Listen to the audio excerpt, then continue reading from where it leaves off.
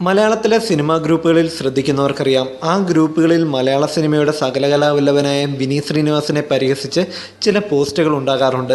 നന്മമരം എന്നാണ് ചിലർ വിനീത് ശ്രീനിവാസന് നൽകിയ പേര്.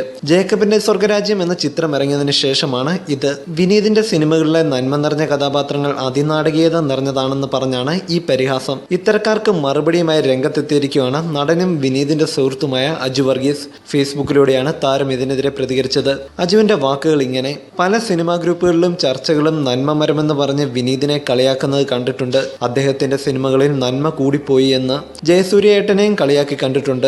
പലപ്പോഴും അത് കാണുമ്പോൾ തോന്നിയിട്ടുണ്ട്, അല്ല, ഇവരെ കളിയാക്കുന്നവരെ അവരുടെ വീടുകളിൽ നന്മ പാടില്ല എന്നാണോ പഠിപ്പിച്ചതെന്ന്. ഏതായാലും അത് എൻ്റെ വിഷയമല്ല. ജീവിതത്തിൽ ഒരുപാട് നല്ല കാര്യങ്ങൾ ചെയ്യുന്ന ഒരാൾക്ക് ഇങ്ങനെ സിനിമയിൽ അതിനെ മനസ്സിൽ തൊടുന്ന രീതിയിൽ കാണിക്കാൻ കഴിയുകയുള്ളൂ. ആർക്കും ആരെയും വെറുതെ കുറ്റം പറയുന്ന ഒരു കാലം വരുന്നത് കാണുമ്പോൾ പേടിയാകുന്നു. പുതിയ തലമുറയെങ്കിലും ഇത് മാറ്റിപ്പിടിച്ചിരുന്നെങ്കിൽ എന്ന് ആഗ്രഹിച്ചു പോന്നു. വിനീതിന് പിറന്നാളാശംസകൾ അറിയിച്ചുള്ള അൽഫോൺസ് പുത്രന്റെ ഫേസ്ബുക്ക് പോസ്റ്റ് ഷെയർ ചെയ്തുകൊണ്ടാണ് അജു ഇക്കാര്യം പറഞ്ഞത്.